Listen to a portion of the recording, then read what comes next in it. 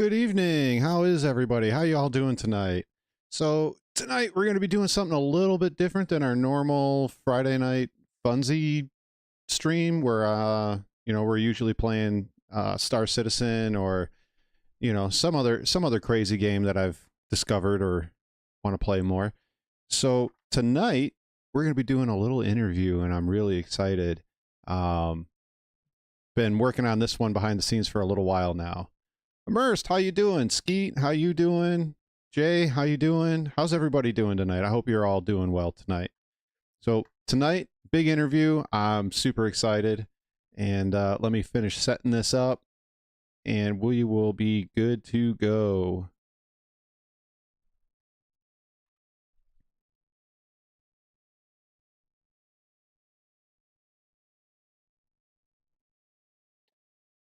All righty. Oh, it kicked me back over to OBS. Why'd you do that?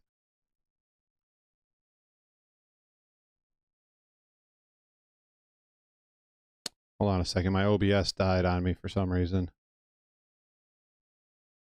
Hold on. Why is it doing this?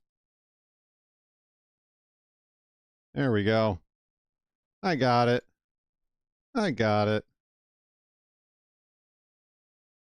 There we go. Minor technical difficulties. We got through it. All right. So, everybody, welcome Captain Dirty from Chaos Squad. How you doing tonight, sir? I'm doing all right. Had a good day. I hope you had a good day too. Thank you for joining. So, Captain, I heard you run a YouTube channel. You want to plug that?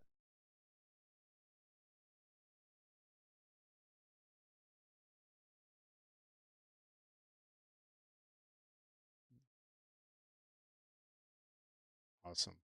So you don't do any cargo running on there, right? No cargo running?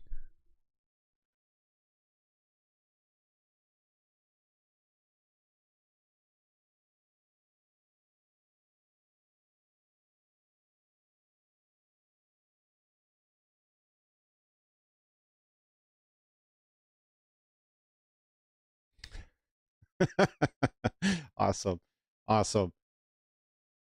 No audio's coming through from him. What? No.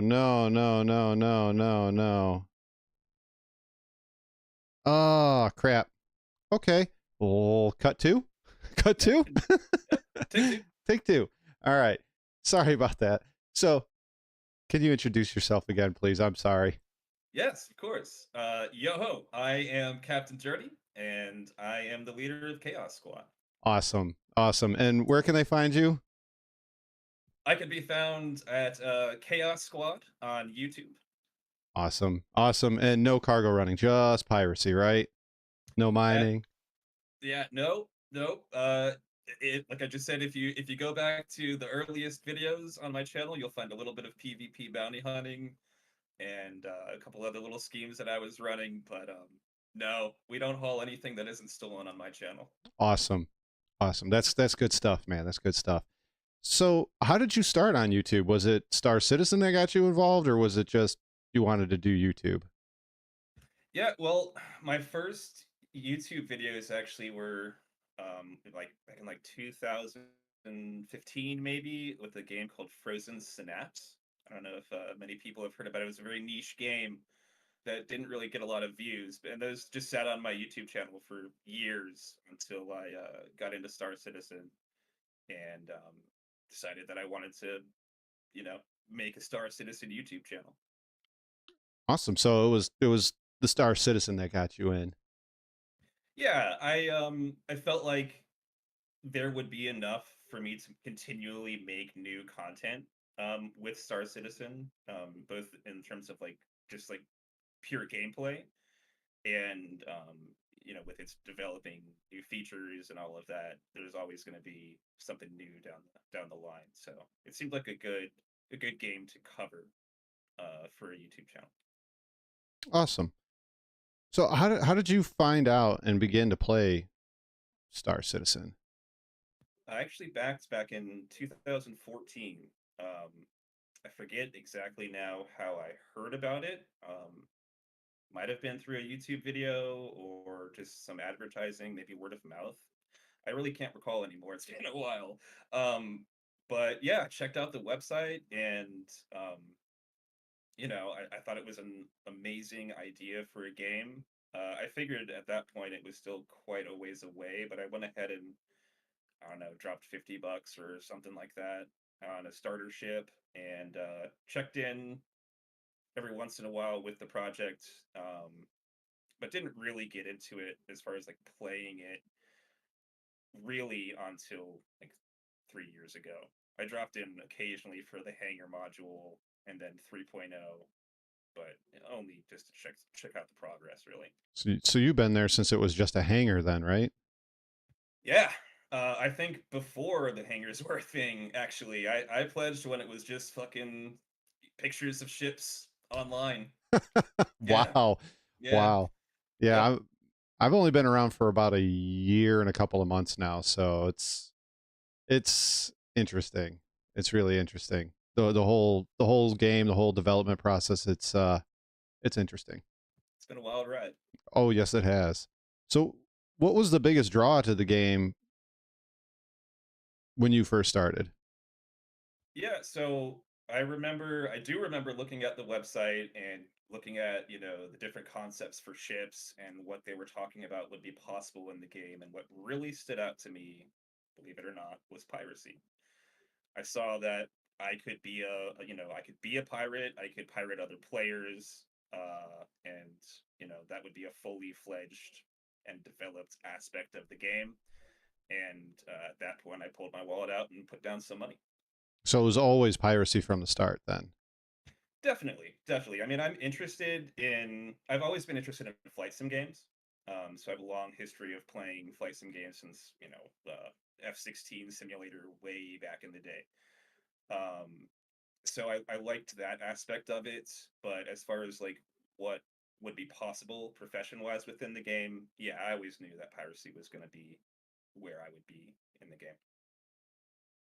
So it's always piracy, and that's what keeps you coming back is the piracy. Yeah. Um, I haven't done like a PvE mission in probably 2.5 years. Same thing with like cargo hauling or mining. It's been all piracy.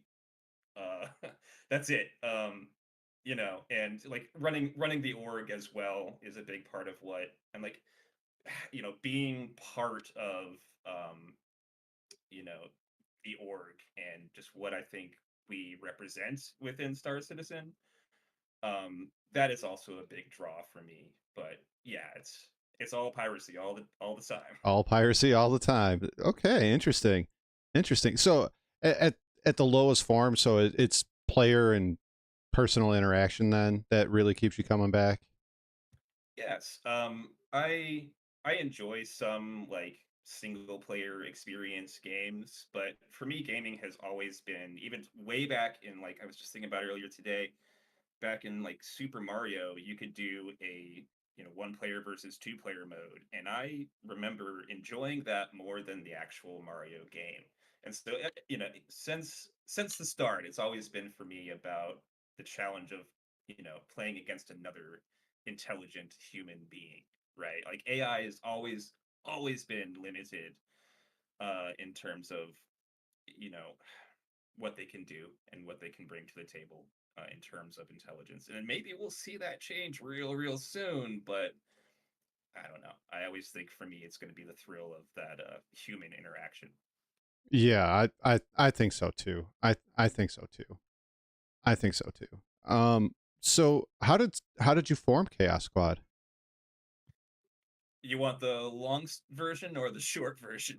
Uh, an abridged version of the both? Abridged version. Yeah, Okay. yeah, okay. Okay. So, I initially, when I first started playing, did a little bit of solo stuff. I formed a little cargo hauling org for a little while. Got tired of that.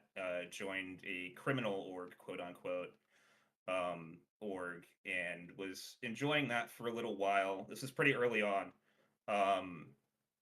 and I wanted to start doing piracy stuff, at this point, and they were a little bit more PvP focused. And I was hearing from a lot of people that piracy like wasn't even possible.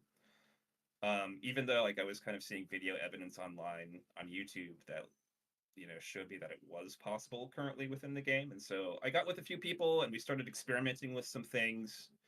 And we kind of just decided that we would start our own organization, especially when like people started to see what we were doing and want to join in on what we were doing.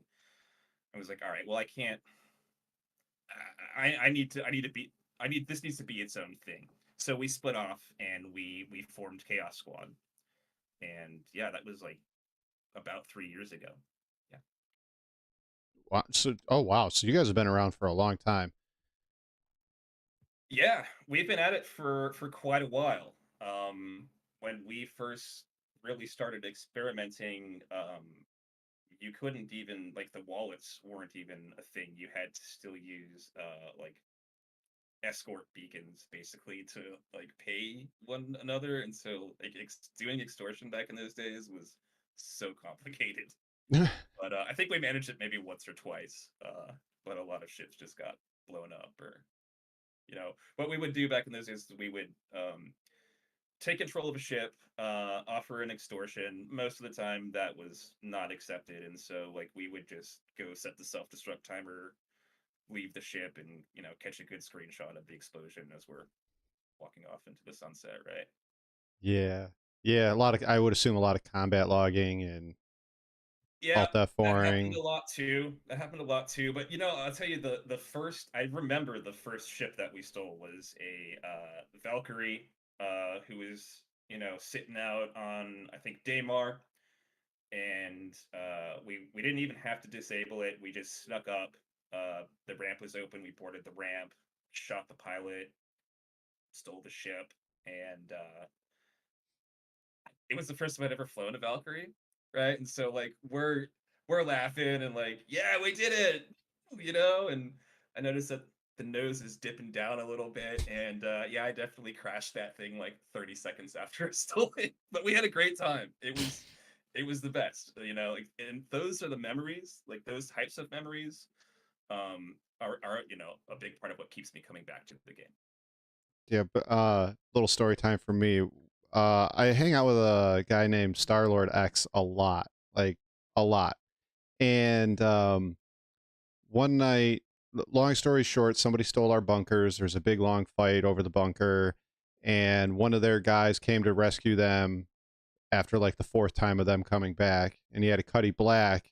He snuck on board, shot the pilot. He did this Hollywood chase sequence around Hurston with a couple of guys tailing him. He got back to me, scooped me up, and he's like, "What's in the boxes back there?" So we look, and there's all this armor and guns and all this stuff.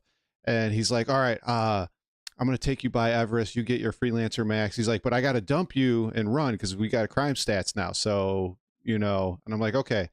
So he dumps me. I sneak into Everest. I grab my freelancer. I get out, and we meet out in deep space. And I'm trying to back the ships up into each other. I forgot to set my speed Yeah. limiter and Okay. smashed right into the back of them. Killed us both. Hmm. Hmm. Yeah, good times. Good Yeah. times.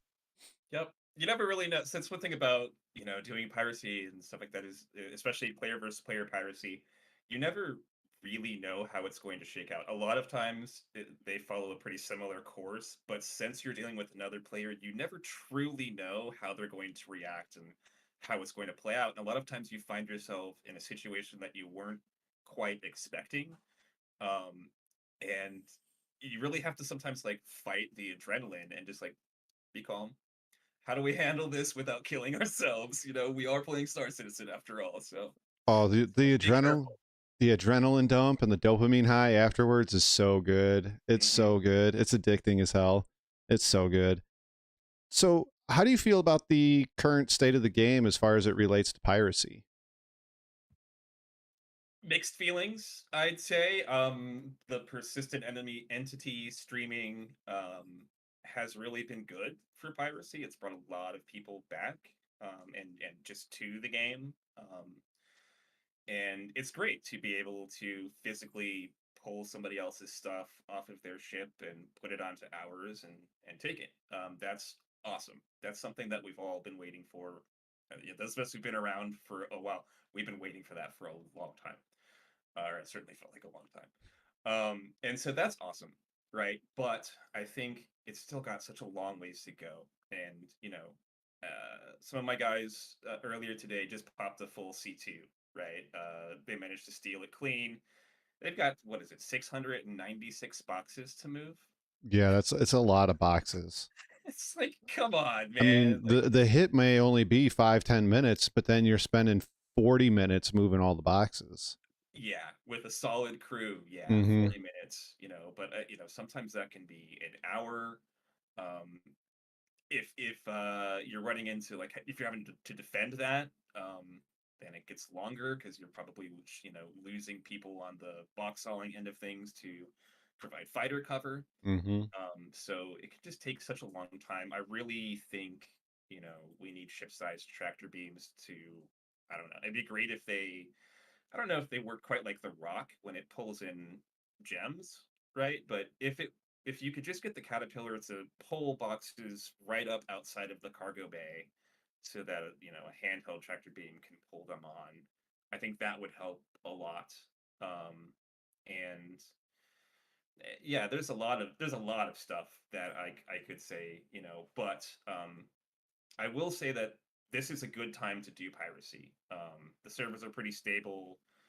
The traders have been out quite a bit. It's died off a little bit recently, but they're still out there.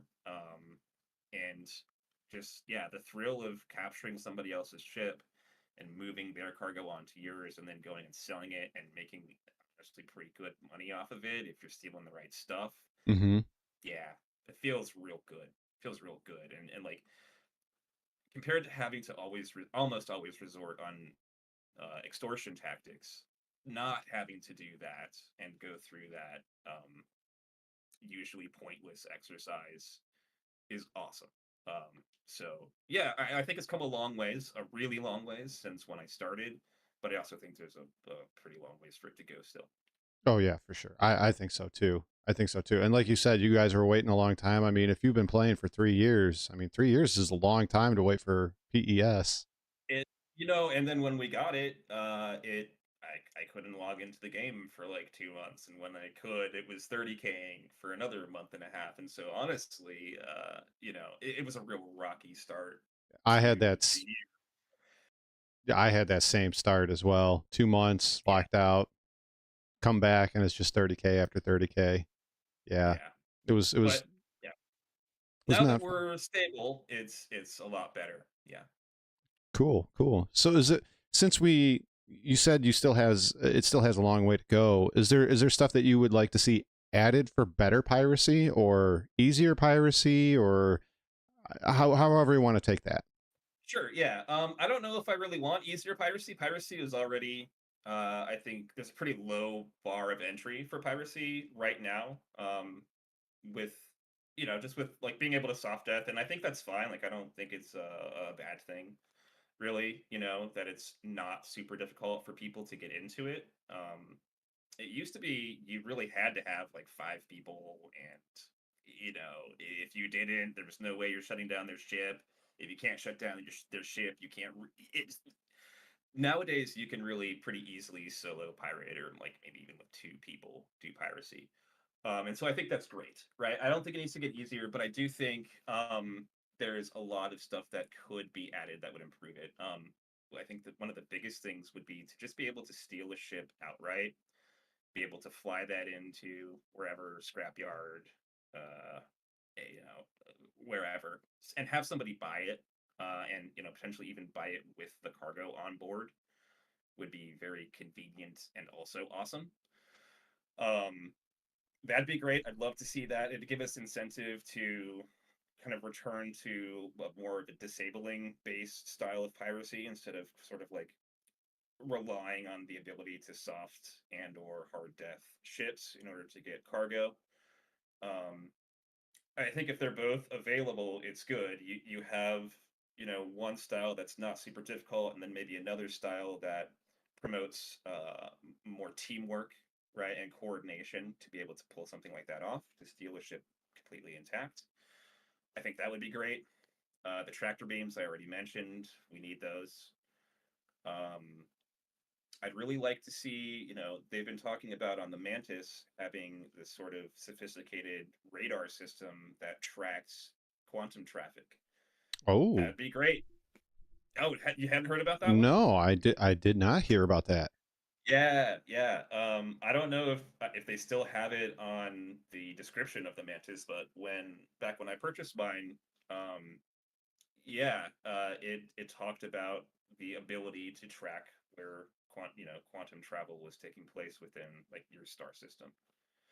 And so just being able to do that would be really useful for in terms of tracking players. I'd like to see the ability to track players increase within the game. Right now, we have to rely on a lot of like third-party information, either through like people who are in trading orgs or in communication with trading orgs to figure out like what are they talking about, what's hot with them, or we're looking on YouTube to do that. So I think we need an in-game way to do that, and maybe part of that is a more sophisticated economy where we can observe what's going on within the economy at a you know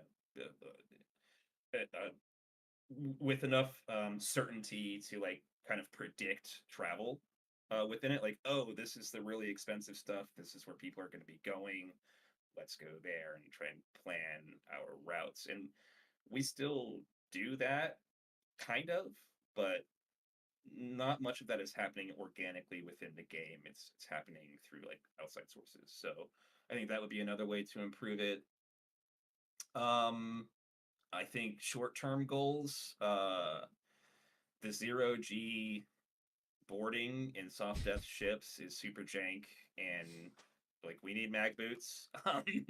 We need something to make that an enjoyable experience, because right now it's kind of not. I mean, even though it's awesome to board it, it's like you're flipping around, and like completely disoriented, and maybe you're also in a gunfight. That's just not a good look for the game, I don't think. No, no. My favorite is when you got the gun out. You got your gun out up ahead of you, and you do the weird ball joint 360 around the gun. It's Right. super weird. Yeah, they need to really figure that out, or just turn the gravity back on. Whatever you Yeah. think. Um, yeah, I could probably go on for a little while, but I think that's a pretty good list. So, since we're talking about good stuff for piracy, is there something you would like to see added for your enemies to maybe make it a little bit harder for you to get on board or stop them or anything like that? Sure. So like anti-personnel defenses, anti-personnel mines or turrets within the ships could be interesting.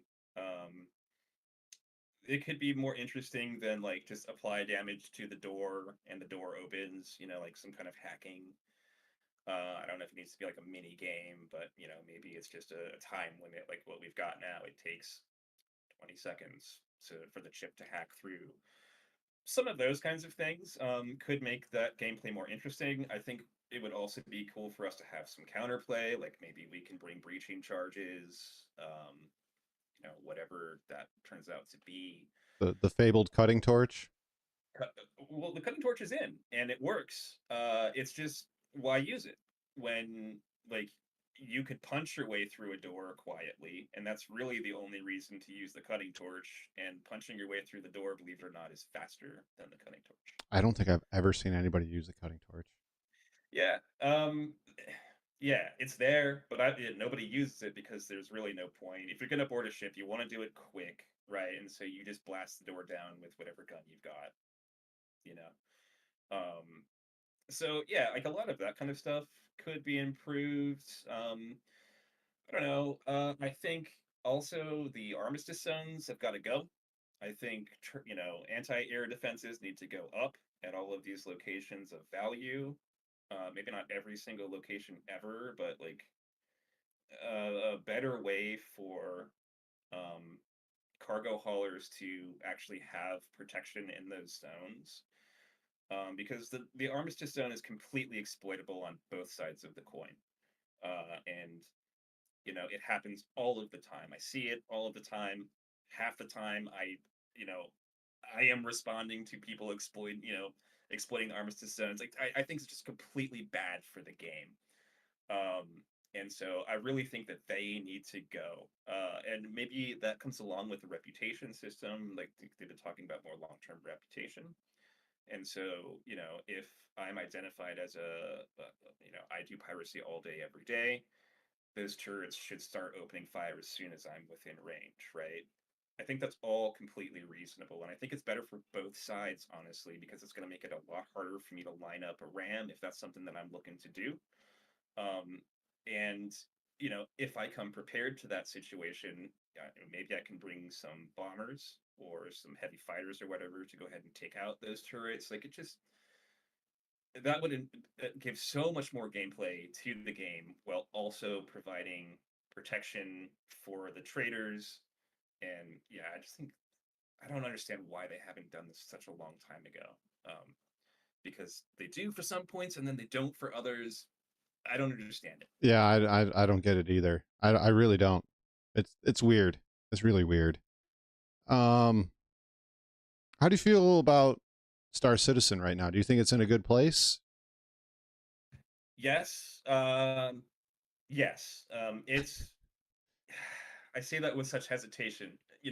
Yes, I do think it's in a good place, but I think it's got such a far ways to go until it's like a really enjoyable experience. And you know, I said I got into this like about 3 years ago, and that was really like during the long lockdowns, and so I had all the time in the world. I was playing Star Citizen 6 hours a day every day. Nowadays I can't do that, right? The world is functioning again. But like Right. these days, I play Star Citizen like 2 nights a week, maybe. Like if it's running well, and as much as I love it and as much fun as I have with it, um, I just have lost a lot of my patience for the jank in it. And especially like earlier this year, I was trying for a little while to get in and play, and it was just completely unenjoyable. If I was able to get in, I was getting 30K 30 minutes later. I was like, I don't need to be putting myself through this, man. Like I'll go play something else for a little while. And so that's kind of where I'm at with it right now. I love the game. But I think it's got a long ways to go, especially in just the like I don't know, the experience, like the player experience, and the stability, and just a lot of this stuff needs to get figured out. I have a lot of frustrations with a lot of the game systems, like I just said, the armistice zones. I'm sure we'll talk later about the infinite spawning med bays, right? Like Oh yeah, these you things. know that's coming.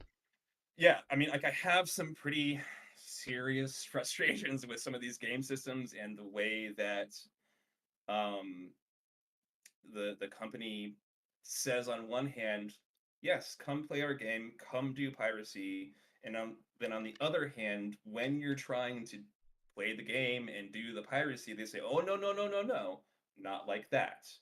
It's like, yo, if it's possible within your game, that's on you. That's not on me. You are allowing me to do this with the mechanics of your game, and then you're saying, but you can't. Like, come on, man. I have issues with that. But I yeah, understood. I get it. I mean, I don't do piracy 24/7 like you guys do, or even most of the time when I play. I do a little bit of everything, keep everything varied. I do everything from mining to PvE beacons and bounties to going down and hitting people while they're in bunkers to, I mean, you name it, I do a little bit of everything. And I could see why you would get frustrated when that particular, I mean, it would just be like a miner when if it like, if there's put out a patch and the mining lasers weren't working right, I could see why they would not want to mine anymore. yeah. This is something that I don't think a lot of pirates really want out there, but you can push one button right now and get out of a quantum interdiction. If you get quantum interdicted in a full cargo ship, you can push one button, glitch the system, and bounce out. I ain't gonna tell you what button. You're gonna have to figure That's that fine. out on your own. That's fine.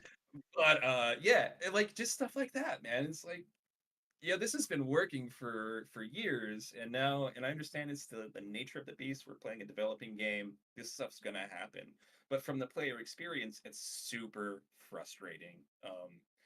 You know, if you're not doing the piracy full time, then you might not understand. But like, we'll spend an hour and a half, five of us, right? So that's like 10, 15 hours collective time, right? That we're spending looking for one person. And then we find them and they push a button and get away. And it's like, yeah, that was almost really awesome. But then it turned out to be really not awesome. And so it's stuff like that that makes me like, to go back to your question, am I enjoying Star Citizen right now? Yes and no. She's It a just depends. she's a cruel, cruel mistress, man. She is a cruel, cruel mistress. She does not give a shit about your feelings. Yeah. Yep. Hmm. So, yeah, these days I don't force myself through it. If it's an uphill battle, I say, all right, I'll go play something else tonight. Good luck, guys. I'm out. That's Yeah. just it. It makes it really hard to make content. From the content creation side, like, I have to do 3, 4 sessions before I get something that's worth it, and not all of that is a skill issue. A lot of that is just the jank. Yep.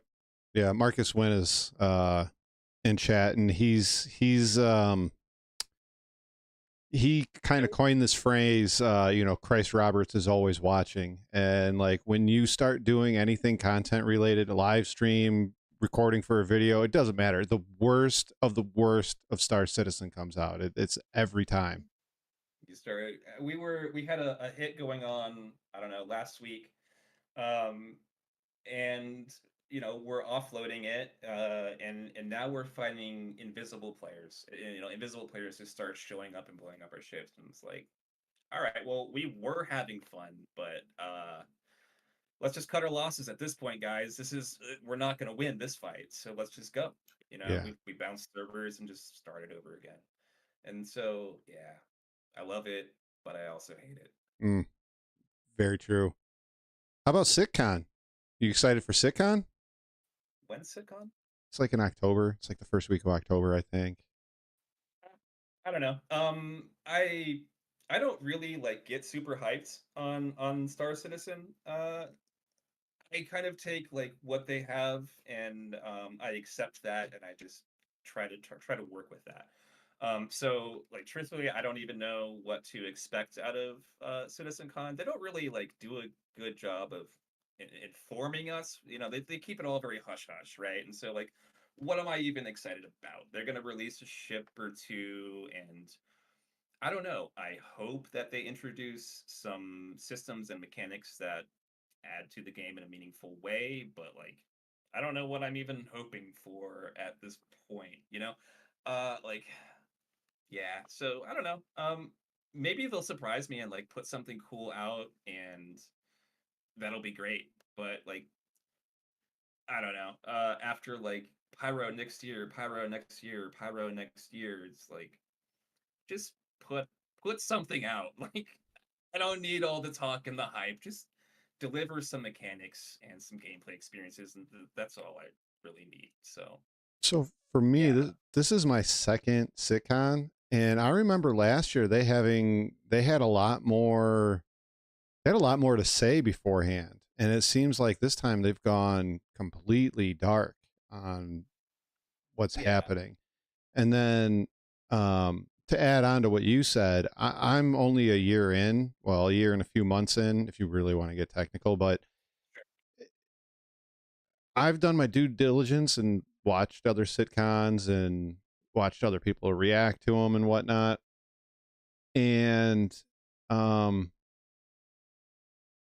this if they talk about Pyro again this year, this will be the fourth year, from what I understand. That yeah, this is the fourth year on the road to Pyro. right, So yeah. It's kind of a meme at this point, really, right? So, yeah, maybe the silence now is they're gonna pull a big reveal on us, and if they do, great. Um, if not, that's fine. I'm gonna still be here. I'm gonna still be doing my thing. But like I just don't. I've gotten off the hype train. Yeah, I think that's really what it comes down to. Understood. So I'm probably pretty sure I know where this question's going to go. Do you get excited anymore for new ships or things that they're like, oh, this new vehicle, this new ship?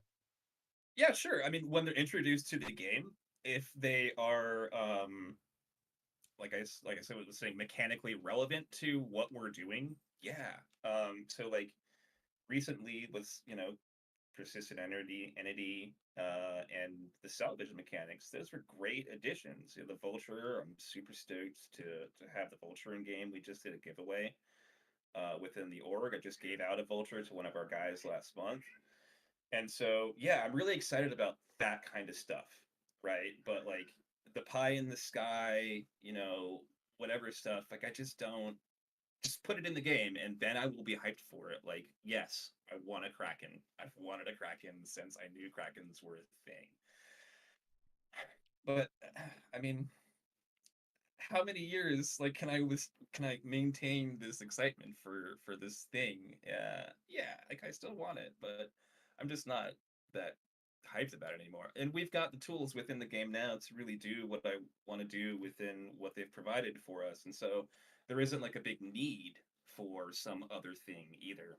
Um, Maybe they'll surprise me and I would like to see more carrier stuff, and I think like that's probably the next big thing.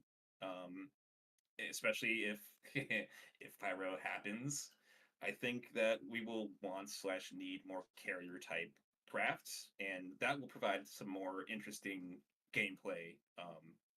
So that's probably the next like thing that I'm excited about, that sort of stuff. So yeah, one day pyro. One day, one day. So I have two questions that are going to tie into that. So pyro, is it going to change anything? Yes, I think it will, but not in the ways that I think the PvE community would like. I see a lot of people say on really on both sides of the fence that once Pyro comes in, you won't really see gankers or pirates or just PvP players in Stanton. And I think unless they change Stanton in a pretty significant way in terms of the security response and the just your ability to do piracy in Stanton, there's no reason not to do piracy in Stanton. In fact, there's probably even more reason to do piracy in Stanton because the players who are expecting and prepping and prepared for PvP, they're going to be the ones out in Pyro. So anyone that you do find is going to be a more difficult target, which is fine, right? But when you pair that with Pyro is supposed to be what, like 4 times bigger than Stanton? Something like that, yeah. Something, right? It's going to be that much more difficult to find targets and time consuming to find targets. And when you do, they're going to be much more difficult targets to find, right? So I think you're still going to see most of the piracy happening in Stanton unless there are real major changes to the security profile of that system. So Sorry, guys, but I think that's just the hard truth that you're going to have to accept. yeah, I'm kind of the same way. It's like it's not it. Everybody that's looking for PvP is not going to suddenly migrate over to Pyro because it's Pyro. You Yeah. know. I mean, I would like to see, so like, I think it might be interesting to see a reason for us to need to go to Pyro as criminal pirate players, right? Like we've got Grim Hex and Stanton now, and that's good enough. But like, I don't know if we could only sell a certain type of highly profitable thing in Pyro, or I don't know, we could sell for 4 times as much as we could in Stanton, or I don't know. There could be a lot of different reasons why they could want us to go to Pyro, especially when you start thinking about like ship loadouts and access to certain gear, especially if we can't go to the lawful stations and locations anymore. Then yeah, we might need to make some trips to Pyro to sell or to resupply and rearm. But am I gonna like never go to Stanton and just live in Pyro? No. It's probably gonna be hunt in Stanton and go home to Pyro. Yeah. That's kind of how I pictured it in my head as well. That's my expectation. I mean, and I don't know, maybe things will change in such a way that I'm wrong. And yeah, fair. But I think that yeah, that's my expectation right now. Um, so ships. What are your favorite pirate ships? And like kind of like loadouts and stuff that you run on those. Sure. I think that the all-around best pirate ship right now is the Cutlass Blue. So currently I'm running, what is it, the two Badgers and two of the distortion repeaters. Full military loadout. The Cutlass Blue is great. It has kind of the best of both worlds. You can put distortion weapons on it and shut down ships if you want to. It's got enough weapons for you to have a mixed loadout of lethal and non-lethal. It's got the quantum dampening system, so it's got cargo capability as well. Like it's got everything that you would want in a pirate ship right now. That being said, the Mantis is king of the QED, right? You can't snare in the Cutlass Blue, so there's still an argument to be made for Mantises. Even though I think 95% of the piracy, probably even more than that, is surface based, moon, planet based piracy, where the snare is not really quite as much of a factor. It's really the dampener is really all you need in this situation. So I think the Mantis is probably number two, and the Cutlass Blue is number one. Um, Other viable pirate ships, the Warlock is great. It's got the speed that you need to keep up with everything. It's got a QED. I'm sorry, it's got the EMP as well. So if you want to do some disabling, it's got that for you. Um, I love the Sentinel, but I wouldn't really recommend it because it's so slow. Um, a lot of the ships that you're going to want to chase down are going to be able to outrun you in that one. So even though it's got that great EMP and all the armor and all the guns on it, it doesn't have the speed. And I think that's probably one of the most important factors when you're looking at ships for piracy is what's going to be able to outrun you. And if it's the stuff you want to catch, then that ship's just not going to work for you. Yeah. But yeah, Cuddy Blue, man, that's really all you need. All right. So like do you guys like within Chaos Squad? So I would assume you have a core of those kind of ships that you were just talking about. Are there auxiliary ships that you use as well? Sure. Yeah. Any fighter can be useful, right? Like if you're talking about like, small to medium sized groups, yeah, you would want a core of, you know, QED ships and then, some that can do distortion. But if you have those kind of numbers, yeah, it makes sense to bring in like something maybe with a good stealth profile so that you can scout undetected. And if they've got size 9 torpedoes too, even better, right? Yeah, having a few like arrows or gladiuses or hornets around, in case some PvP sweats show up and want to challenge you. Yes, it's good to have those because your Cutlass Blue and your Mantis and even your Warlock really, if you're facing an experienced pilot in that, light fighter, yeah, it's probably not looking good for you, right? So it's good to have some of those on your side too, absolutely. Especially now that like you might be sitting at that the site of your hit for up to an hour offloading that cargo. Yeah, it really increases the potential that people might come back and try to kill you and get some revenge or just whatever, have some fun, you know. Right on. Right on. I guess also, sorry, I would also add you want a vulture or a reclaimer to salvage, and now you also need cargo ships too, right? So recently Chaos Squad has kind of opened it up to logistic minded players who maybe don't even have a Cutlass Blue or any of those ships. Like they just fly the Caterpillar around and haul our cargo for us. And so really, there's a lot of ships that can be used in the umbrella of piracy. Cool. I kind of thought so, but I mean, it kind of makes sense that you kind of have it divided up with your logistics minded folks and then more of the, get in somebody's face and take their stuff kind of folks. Yeah, I mean, I think you need to be willing to do both. if you're running in a pirate crew, but like definitely some people gravitate more towards one or the other. And so we try to, like, yeah, okay, if you want to be flying the caterpillar around, great, because the rest of us are more interested in flying the blues and, the mantis, right? And so it just kind of works out better that way, and it's much more efficient. Um, and by the way, if you are one of those logistics minded players, check out our website, chaossquad.us, and we are looking for more of those types of players. Even if you're not, if you just want to come pirate with us, check us out, Awesome. Awesome. Awesome. Keep them plugs going when you can. right? Um, I forgot to do the website at the start, so I'm just going to that. slide it in there. Yeah, there you go. There you go. You can send me links to those too, and I'll add them to the description. I will. Um, so didn't, I didn't find out. I didn't like I said, I've only been playing for a year, watching Star Citizen stuff on YouTube for about a year.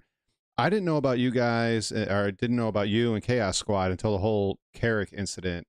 Was that like a catalyst for you getting your name out there even further, like Chaos Squad and Captain Dirty's name out there further? Absolutely.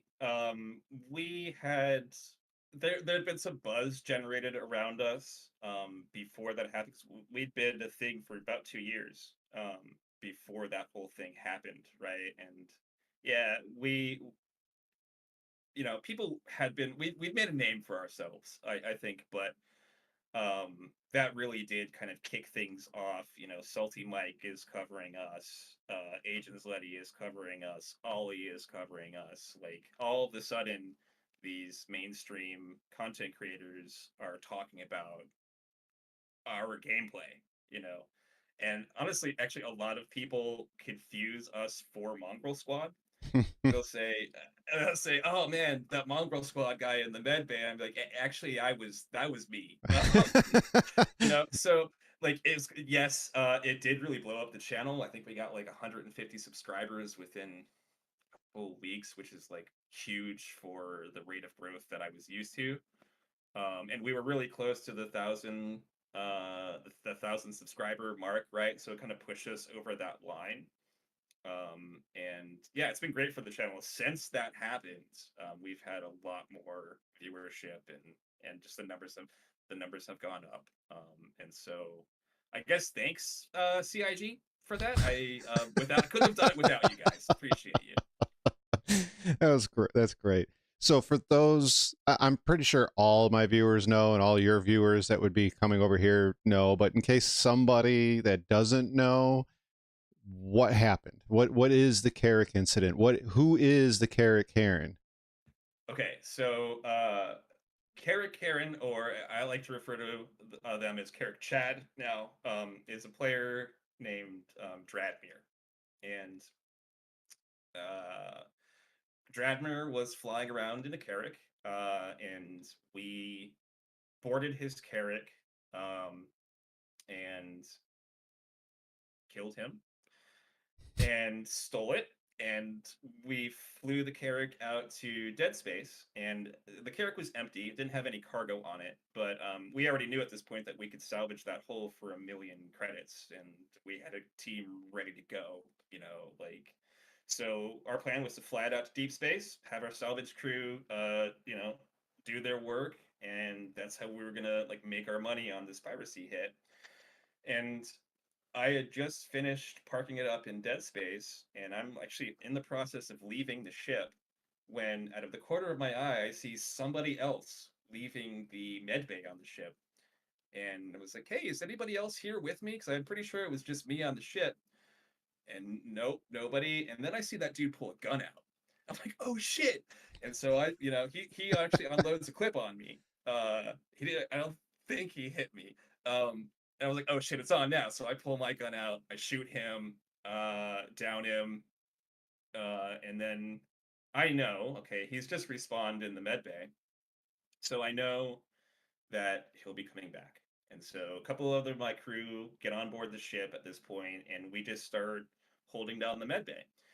And this guy keeps on respawning every 5 seconds or whatever, and we give him multiple attempts. We say on over prox comms, we say, you can pay us X amount of money, I forget what it was now, and we'll leave, and you can just go right on your way. There was no response. We tried that in global, no response there. Apparently, he could hear us, but we could not hear him.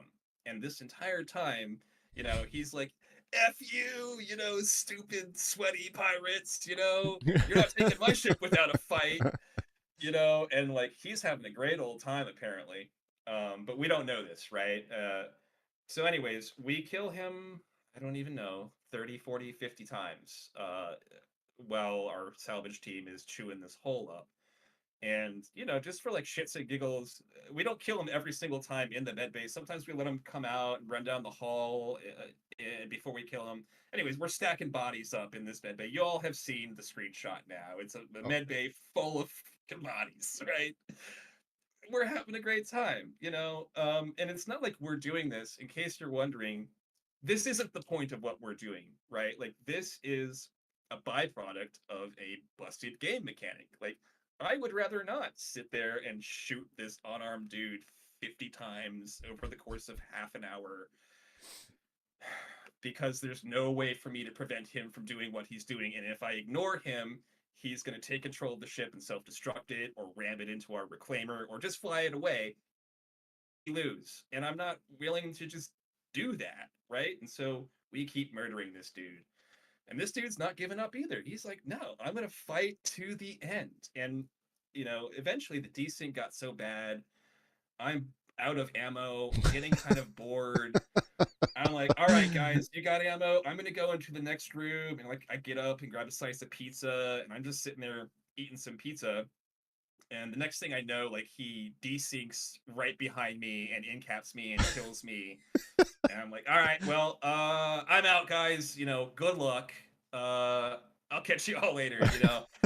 Um, and then that was it. And like,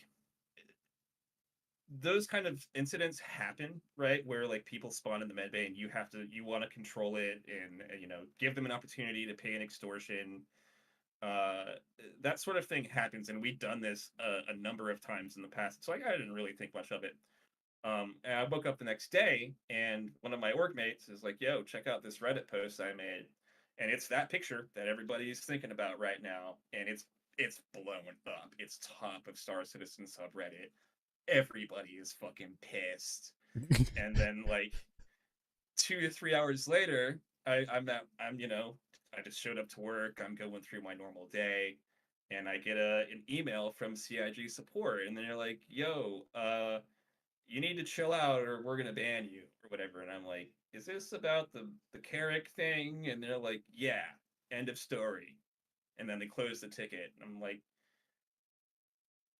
there was a real lost opportunity here for us to establish like what is allowed under the current game mechanics and what is not allowed. And I guess we in a roundabout way have decided like, okay, well, here is what we're going to do in case this very possible and replicatable situation occurs again. Here's how we handle it, and nowadays we'll just soft death the ship, and scoop up whatever cargo and salvage we can, take the loss, because it's not worth it for us to like put ourselves in the situation where we can get another screenshot up there and more evidence of doing the thing that everybody knows we've already been warned not to do.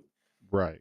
It's just not worth it. So, and this is to kind of circle back. This is one of my big frustrations about Star Citizen right now is there are these game mechanics in there where they, on one hand, say, yes, do the pirate thing, and then on the other hand, they say, oh, but not like that, you know. But they don't make it clear beforehand. They just let you fuck up, right, in their eyes, and then retroactively be like, no, no, no, you can't do that. You especially can't show everybody on Reddit that you're doing that. Okay, that's what my problem is. If they had said, yo, look, we know that there is this possibility that this might happen, and we're going to put this into our terms of service. Hey, don't kill people 50 times in the med bay. I don't care why. It doesn't matter why. Don't do it. Okay? Fine. Fine. We won't do it, even though maybe we would want to, right? At least we would know what the line is. But like, here's the thing. we've done this so many times. I was just listening to, I think it was Burks the other day. He's like, yeah, we just did that. We just, spawned camped somebody in their med bay and held them down while we moved the ship to dead space so that we could soft death it. Right. And it wasn't the 30 minutes salvage job, but they had to keep them down there for, I don't know, 2, 3, 4 minutes until they got the ship where they needed it to go. Right. And so people are still doing this, you know? It's never going to go away. As long as that mechanic is there, it's not going to stop. Yeah. So I don't know. Have gotten off on a little bit of a tangent, but yes, that's the story more or less of the medbay incident. Yeah. And then you got third party reported is what happened, right? Sure. Yeah. So somebody off of Reddit, I'm pretty sure, submitted a ticket. And it was not the person. It was not Dradmere or Carrick Chad or Carrick Karen. It was some other person who just kind of heard, like, saw a screenshot, and decided that they would, report us. And, you know, only I ever got the warning, so none of my other crewmates who did just as much killing as I did got a warning, right? So that's a little weird too. And like the way it was handled was really poor, I think. There was like a sort of lost opportunity for us to establish what is and isn't allowed. Um, Yeah. So no idea who actually filed that report, but fuck you, dude. Like that was so lame. Honestly, like could you like could you imagine, for instance, like you're a cargo hauler and um I don't know, in some way, whatever, you prevent some other player from like doing their game thing. But like you're just doing your normal thing. You're just being a cargo hauler. I don't know. You've parked your ship on the pad and you're sitting there waiting for ticks, right? And you're parked up there for 30, 40 minutes and you prevent some other player from landing there too, and they file a ticket against you. It's just like, and and let's just pretend that CIG is like, yeah, you can't do that, right? Even though they haven't established that, and like it just feels really bad to get these responses from CIG just for like kind of playing the game and not really intending to be malicious or to grief anybody, and to know actually for a fact that the person was actually having a blast and like this is the kind of experience that they're looking for within the game, Right. and to still get a report and a warning, that that really sucks. And like they could have handled that in so many different ways that would have been much more constructive and productive, and wouldn't have sucked. And I've got some money on the line here. A lot of us have a lot of money invested into this. And so, from the pirate perspective, it's difficult to know where the line is. And, on any given day, maybe I am risking the 100, 500,000, thousands of dollars that I've invested into this game because I might get a ban for doing something that I thought was okay, or like at least wasn't clearly stated wasn't okay. I just yeah, it's not great, but yeah, that's the story. I saw that you and Agents and what was the gentleman's name? I just call him Carrick Chad now, but Yeah, what was his name? Dradmere. Dradmere. I saw that all three of you guys had a sit down, and I thought it was really interesting to finally hear that side of the story of the pilot that was in the Carrick, and like you said, he during that sit down he was laughing, telling you guys how much fun he was having trying to get you guys off the ship. Yeah, So I mean, in a lot of ways, he was kind of the ideal target for a pirate. Like, we want somebody who's going to engage with us and who's going to like challenge us and you know do a little bit of PvP and maybe come back for a fight or defend their ship or whatever. And so like the idea that he did that is actually commendable. I'm glad that that's what happened, instead of the opposite thing that like usually happens where they just alt F4 or whatever combat log used to be, right? Um, that's like, okay, whatever, we got a free, easy ship, but it would have been a lot more fun, which is what we're really here for, is the fun. It would have been a lot more fun to have a fight for it and to battle our way onto that ship and take control of it, and like that's what's meaningful for us. And so yeah, talking to him was really eye-opening. He was having a great time, so were we. And, at that point is when I really started to get really frustrated with the CIG customer support, the way that they handled the situation. And was because at first, like, there's at least all right, maybe this person got super frustrated and they filed the report. And I could see that. I Hmm. could understand that, right? um, that might really feel like they're getting griefed or something for no reason. They might not. They would have maybe no idea that actually we are sitting there salvaging their hull. And when we were done, we gave him control of the ship back. He flew it off, right? And so like we're not there to like totally shit on this player's experience. That's gonna happen when you're doing PvP piracy, but like it's not the point of it. And I think that while it's impossible to improve, almost impossible to prove intent, that sort of thing really matters a lot when you're talking about these sorts of gray area issues. And I don't know, even if it was against the rules, which apparently it is, but only if you get caught on Reddit, it's like so wild, right?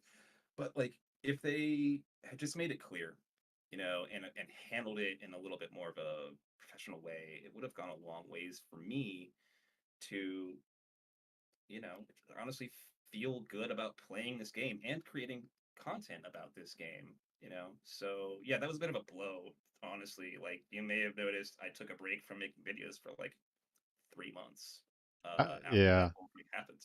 I saw Part of that. that, yeah.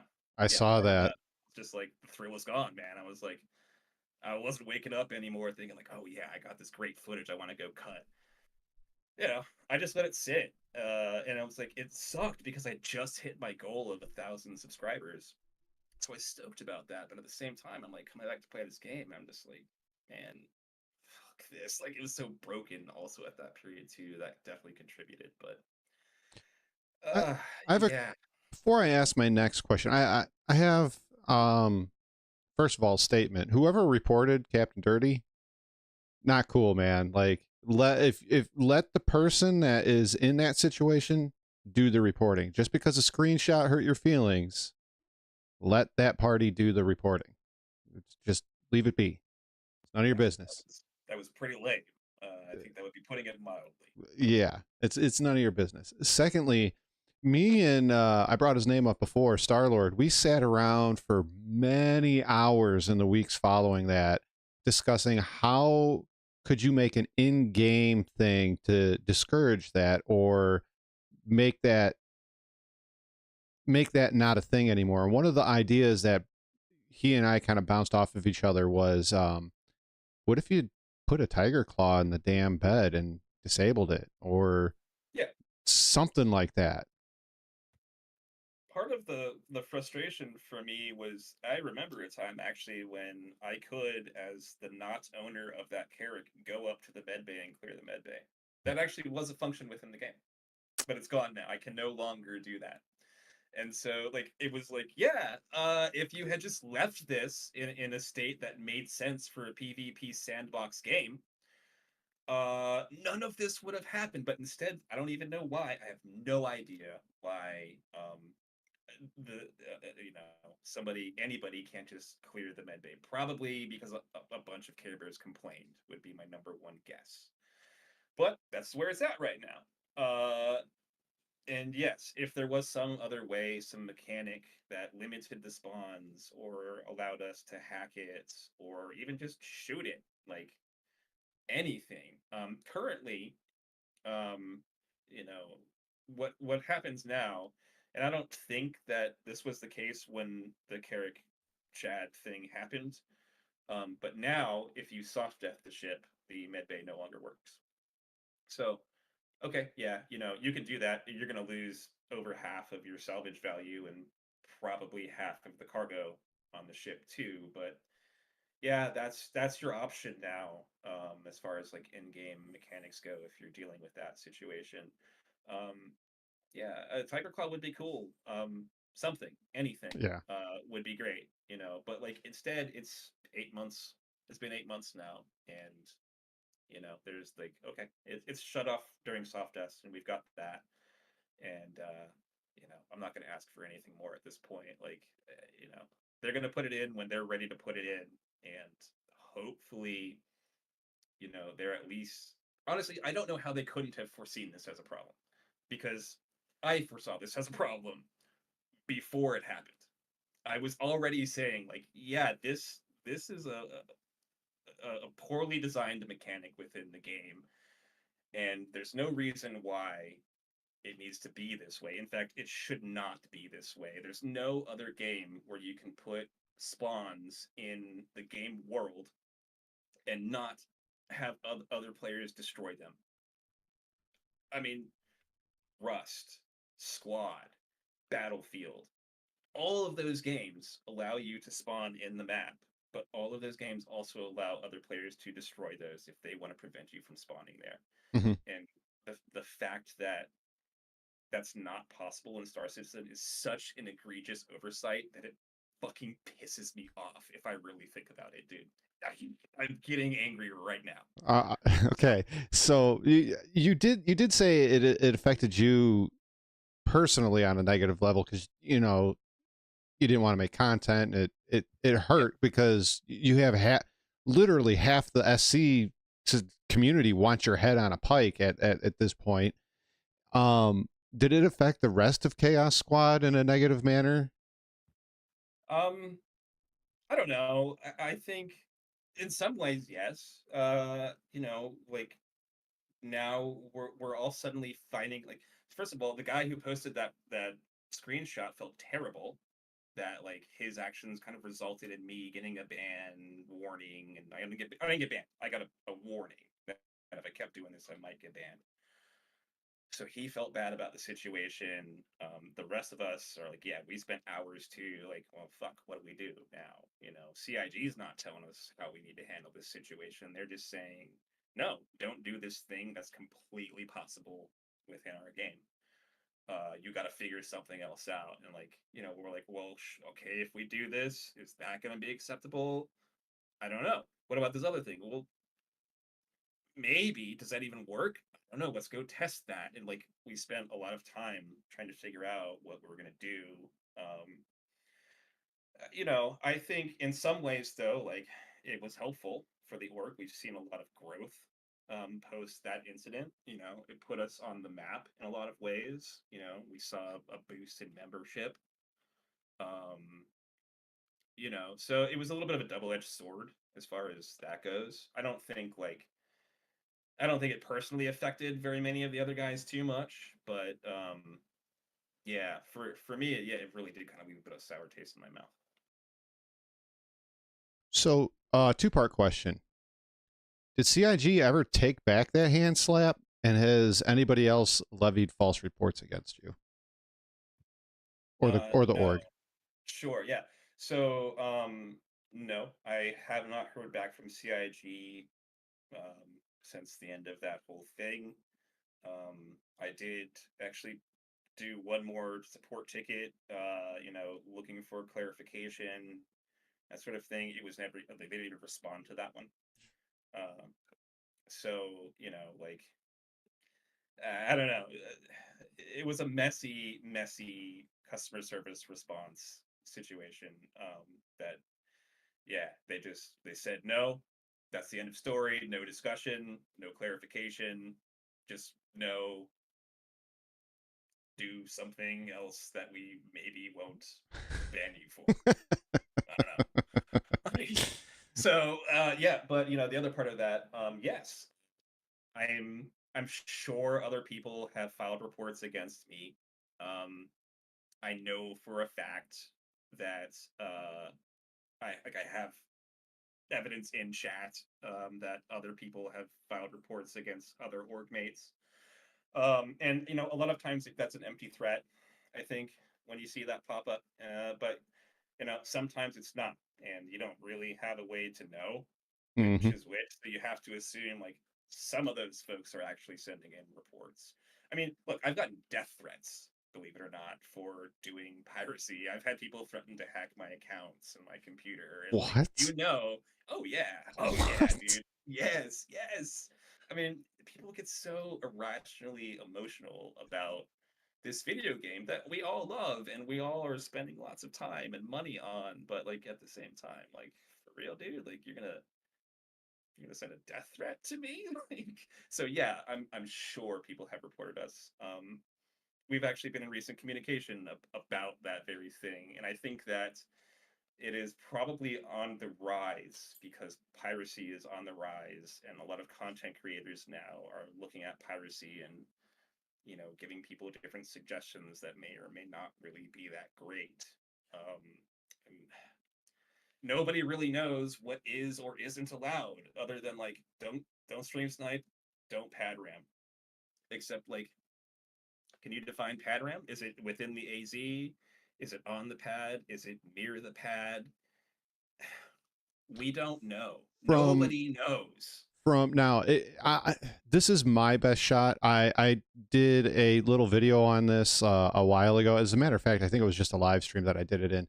But I reacted to I think his name is, yeah, it was River Grit, and he pulled up the from 2012 what was on a Spectrum post from one of the guys at CIG, and I use that in another thing as well, and that's kind of what I go off of. So and we talked about it in privately, me and some of my crew, like Marcus and they're not my crew, but Canop and Marcus and Star Lord and a few other guys, about the TOS, and you shouldn't really be going after a player with a ban warning if it's not in your TOS and it's not readily available for all players to see. That's my opinion. Yeah, I think there are a lot of problems with the kind of vagueness of their terms of service. They imply a few things, but don't really outright say, like, no, definitely don't do Mm-hmm. this. And I think a lot of it, I have the feeling that when tickets go in, they kind of look at them on a case by case kind of basis, and I think they try to determine intent here, but a lot of it is just like degrees of severity, right? Did you pad ram somebody repeatedly? Okay, you're definitely getting banned, or you're definitely getting a warning, right? There's going to be some consequences for that. Did it happen accidentally? Maybe you don't, right? And so I think that that's probably good, that that's the way that they handle it. I think probably they need more people on that job because I think they've really mishandled the Carrick situation. And Mm-hmm. even if they reviewed that fully and from both sides and still decided like, nah, I don't do that, I don't think they needed to like threaten to suspend or ban me. I think they could have just been like, yo, let's just try not to do this. You know, it's not a good look, right? Yeah. Can we? What is the question again? I feel like I'm ranting a little bit here. Um, no, no, I just made a statement and you kind of piggybacked off of it. Okay. So it wasn't really a question. But so a long time ago when all of this went down, it was shortly after it went down, the whole Carrick thing. I was doing a live stream and you happened to pop in there and we were talking about GrieferNet, and my power went out and I happened to reach out to you, and that's kind of how this whole thing started. Who is, or what the hell is GrieferNet? Yeah, I mean, I don't know any more about them than I think most people do. They're an organization of people in Star Citizen who are really there to, I think, make other people have poor experiences within the game. And I think a lot of times that probably means that they're exploiting some game mechanics there. Um, yeah, Okay. they're generally not a great group of people, I think, that most folks want to kind of associate with unless you are of like mind. Gotcha. You had said that they tried to infiltrate Chaos Squad at one point. How, why, and what would they even gain from that? Infiltrate may have been a little bit of a strong word, but they did join. One of them did join the server, our Discord server. and I was streaming at the time, and they like the first thing that they did when they joined was like start dropping racial slurs in the voice chat. So immediately they got removed. That'll You do know, it. so I don't really know how, why or whatever. Maybe they were trying to get, I don't know, my channel flagged or something. I don't really know, Okay. honestly. But I've seen the dude flying with some griefernet people, and so I suspect that he's one of them. Even though like I haven't really like gone and done that. They probably have all their names redacted, anyways, if I had to guess. But Yeah, I've heard yeah, boogeyman stories about him, but that's really about it. I don't know anything about him. Um, supposedly a couple of streamers or content creators are a part of them, but I don't know. I don't go investigating. It's not really a thing that interests me, and that's about where I leave it at. yeah, I don't know. Chaos Squad is often called Griefer Squad by some people. And so, maybe there was like, I don't know, is there some kind of kinship here? But like, that's really not what we're about, like ruining the space dad's night is like kind of just what happens. It's a side effect of doing piracy. It's not like we're out to ruin everybody's experience. And yeah, I don't know, to kind of, it does seem like they target streamers, and like they're really trying for that attention. So I don't know if that really played into my channel. Wasn't really that big, So so they're like that attention didn't really whores. make that much sense. But Well, they're yeah, that's lonely kind of attention recent whores. interaction. Yeah. So, since you brought it up, well, it kind of got brought up. Is there a code of conduct for pirates, or if not for yourselves, is there a code of conduct that other players should have when interacting with pirates or being a pirate? Okay, so as far as like, I don't mean like TOS. I yeah, mean yeah, like something that you guys feel like. Is there? You ever watch Firefly? actually no. Oh, I um, know. so Firefly is a great show. If you get a chance to watch it, watch it. I've heard. But like, they're bad guys, but they're like honorable bad guys. Like, yeah, they'll steal, but it's generally they're stealing from the rich and they're giving it over to the poor. Or, oh, we need to hire some guns. Will you guys help us out? Yeah, sure, we'll help you out. Here's your pay. Nah, we'll just do it because we like doing it. That Sure. sort of thing. Yeah, I mean, look, I'm not pretending to be fucking Robin Hood over here. I'm stealing people's stuff Yeah. and I'm profiting from it, and like I ain't giving it to nobody else. I mean, maybe some people in my org, if they're hard up, we might help them out, right? But like, other than that, there was a time when Chaos Squad had billions of credits, believe it or not. Yeah, there was somebody who was trying to fund anti-piracy organizations, and so we created about 3 or 4 different anti-piracy organizations and siphoned billions of credits off of this dude. So, back then, if you joined Chaos Squad, I'd just peel off like 5 mil and like, all right, go buy a couple of ships. So like, yeah, if we're in a place where like that's possible and I can be that generous, especially with the people who are like potentially showing interest in what I'm doing and might, prove I hate to kind of put it in these terms, like, prove to be a worthwhile investment of that money, yeah, I'll put it out there, sure. Um, you know, but yeah. Sorry, there were like 3 questions Yeah, in there. it was like, is there a code? Do you have a code of conduct that you operate by, and Yes. should other pirate groups have a code of conduct to So operate by? we do have a code.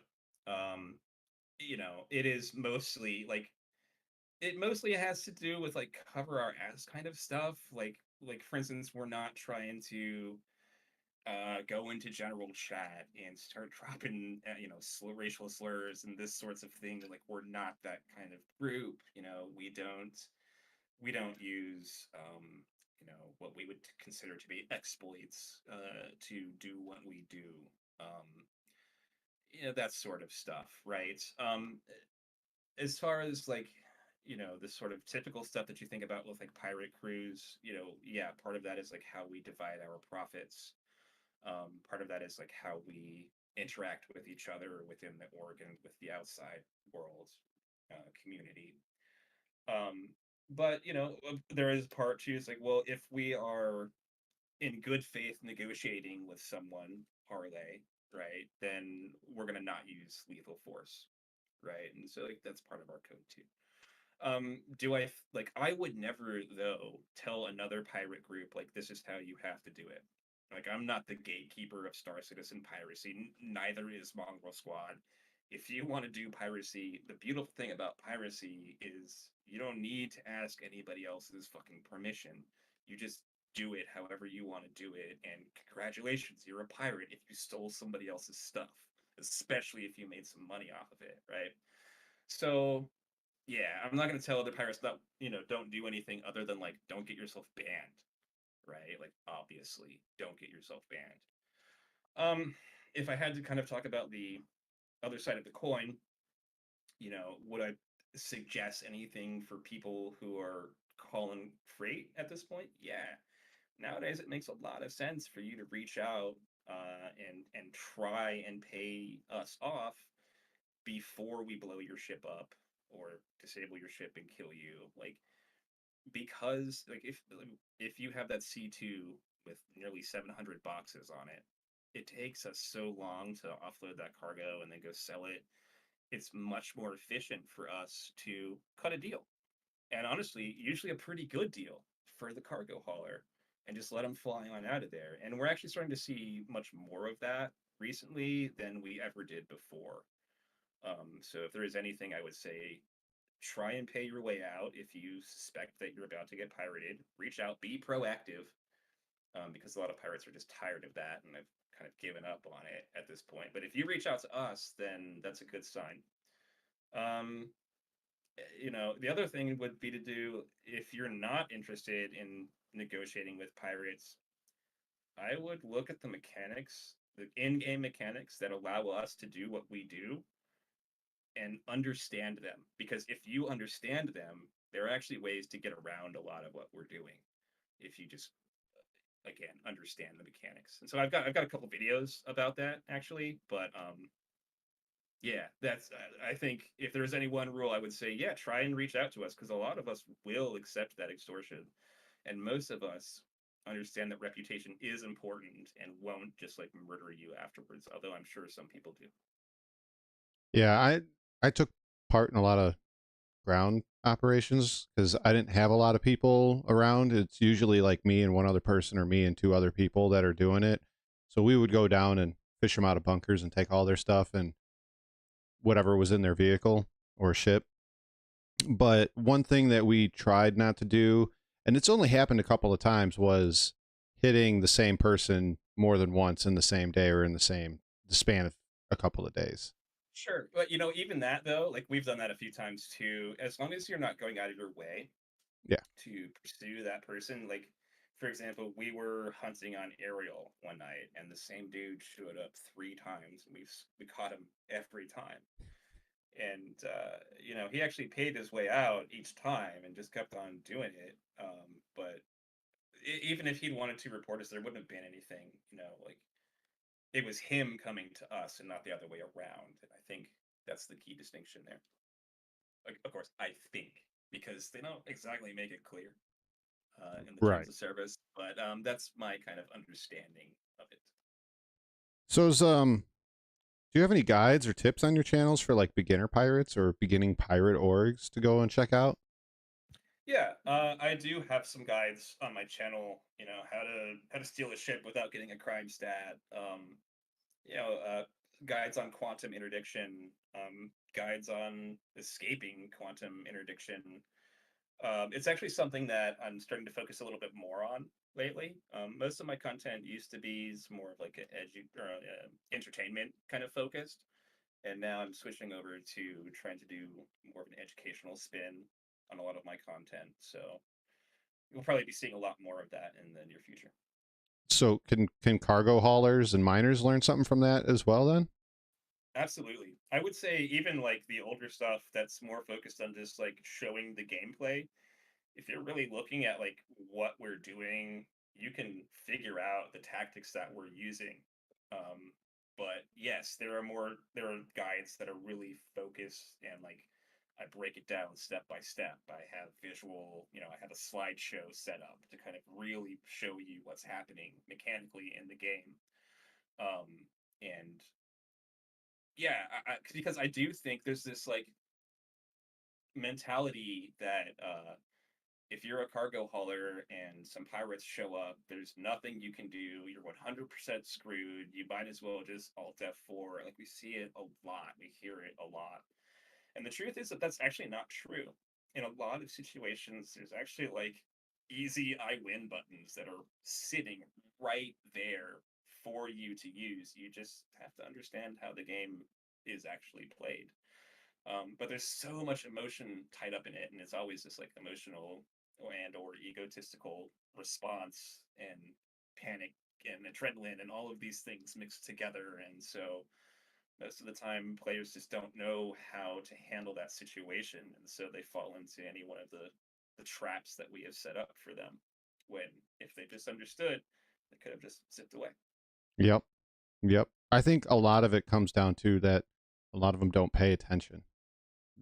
They're not paying Sure. attention to the situation around them. Yeah, and honestly, Star Citizen makes situational awareness kind of difficult, unless you're kind of forward focused most of the time.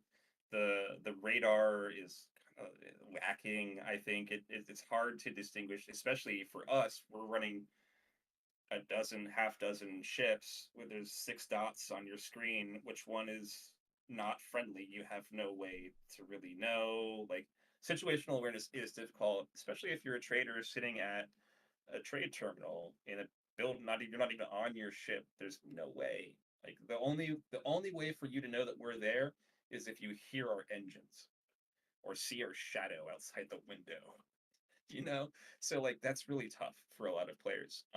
But like, yeah, if they made a point to increase their situational awareness, the first thing, you can't respond accurately to a situation that you don't know you're in, right? And so the first step is identifying what's going on. Um, and a lot of times you can just avoid it altogether. Like we were doing a training at a trade outpost uh, last month on interdicting trade ships. So there's 10 of us sitting there outside this trade location. And we see a C2 fly in, land, fill up cargo. There's 5 Cutlass Blues out here. There's 6, Warlocks. Plain sight, right outside. They fly in, they fill up, they fly out, and of course we paused our training to take that opportunity and take that person's cargo. But it's just like, even if you do see us, like to have that level of like, oh, it's gonna be fine. What's the worst thing that could happen? It makes you wonder if players even, if that guy even knew that that was possible. I yeah, You I'm just you just wonder like, what are you thinking? yeah, I don't know, man. Like I said, I think a lot of it I don't want to call it ignorance or willful ignorance. I just think that there's a lot of players that they don't have a grasp of not only what's going on around them, but what some of the ships can do, you Oh, know. for sure. Yeah. One of the responses that I keep seeing over and over again to some of this new guide material that I'm putting out is, players are saying like, I didn't even know like this was possible. I didn't even know this mechanic existed within Star Citizen. And like, yeah, Star Citizen doesn't do a great job of advertising a lot of these things, and when they do, they usually market it towards bounty hunters. So a pirate oriented player might not even think to look at the Cutlass Blue, for example, when they see the cop lights on it. They're like, oh, that's not a pirate ship. That's a cop ship, right? Actually, it's the one that you want, Right. right? But they don't tell you that anywhere. You got to figure that out on your own. So I got a question that's probably going to lead into another question as we're getting into the home stretch here. How frequent, like, I know you're on the pirating side, but as a cargo runner, with all the ops that you've done throughout the years and stuff like that, how often does it actually happen to the everyday Joe? Like the regular Joe playing the game? Yeah, I mean, I couldn't really know that from my own experience, but I do ask some. I reach out to folks and say like, okay, you're a full time trader, right? Like, how frequent does this really happen? And a lot of them say like 1 in 100, 1 in 1,000. Even today, when like piracy is much more common than it was a year ago, the odds are still really low. I mean, a lot of that depends on where you're going.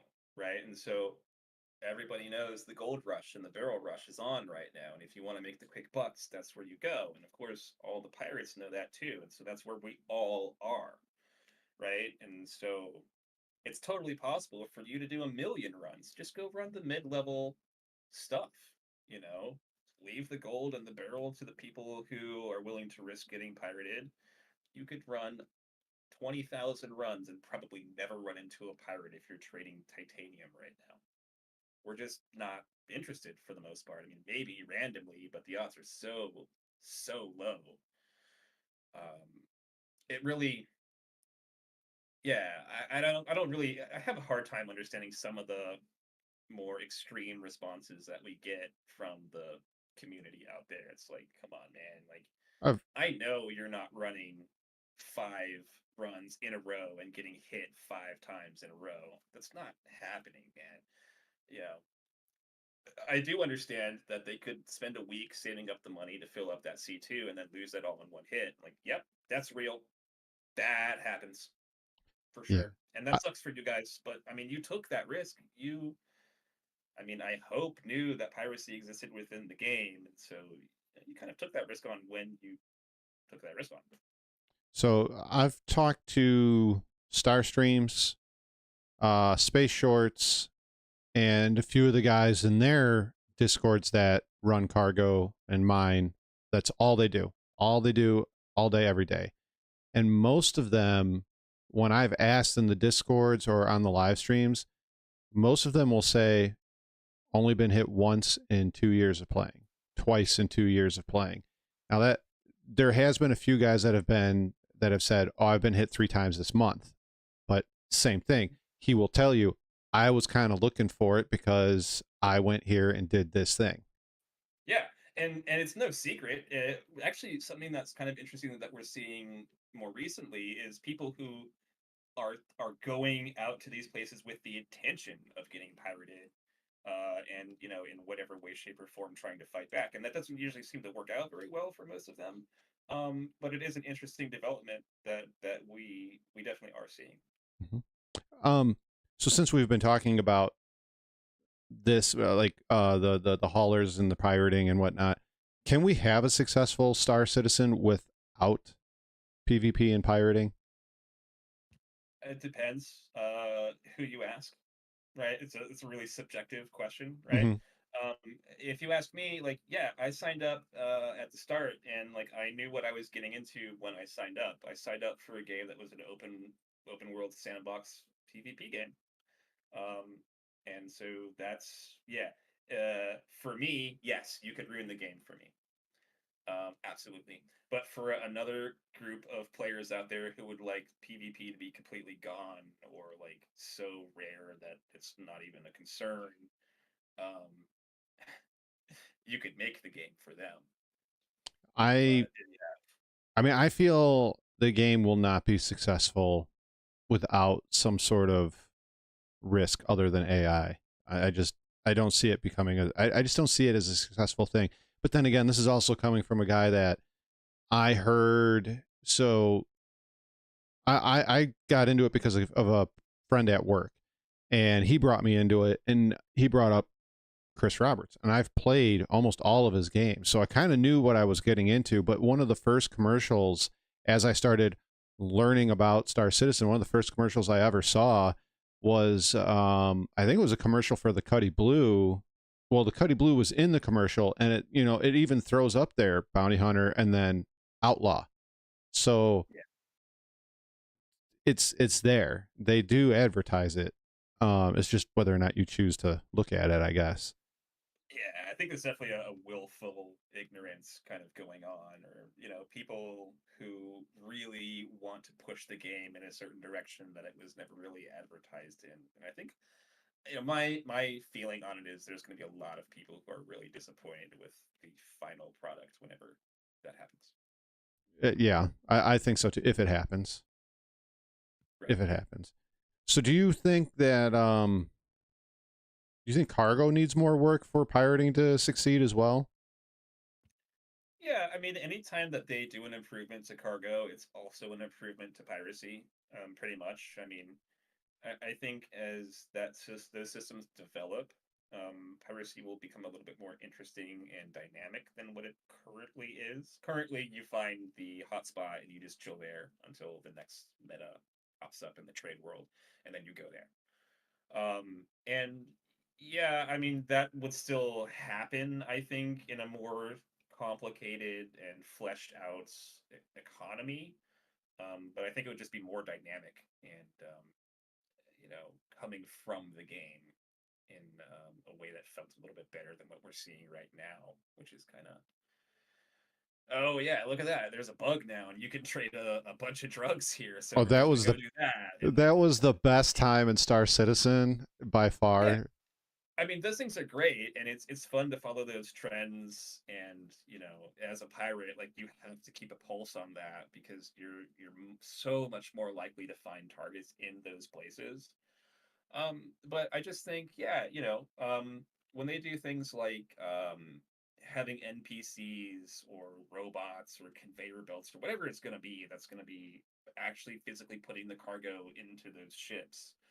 When they introduce something like that, that's going to create a situation where our targets are going to be stationary for longer, which is going to increase the chance that we're going to be able to find them, right? And that would be good for us. Like I said earlier, it'd be great if they put some anti-air defenses around those places and took away the armistice zone, because that would make things more interesting and dynamic for us. And like that's really what I think most of the pirates are here for, is interesting dynamic gameplay that is a little bit unpredictable. Um, you know, uh, yeah. So yes, any improvement to cargo and that kind of game loop will also, as a byproduct of that, increase the fun that pirates are able to have.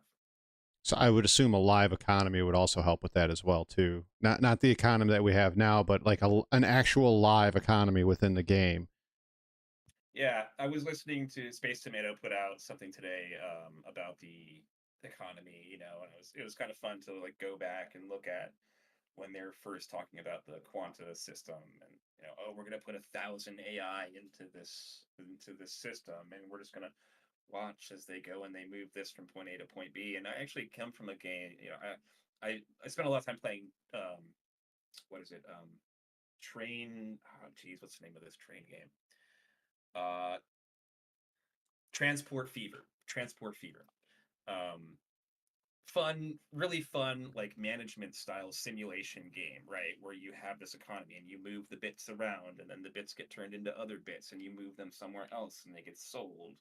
And all of this kind of happens in a connected way that responds to the events that are happening in the game world.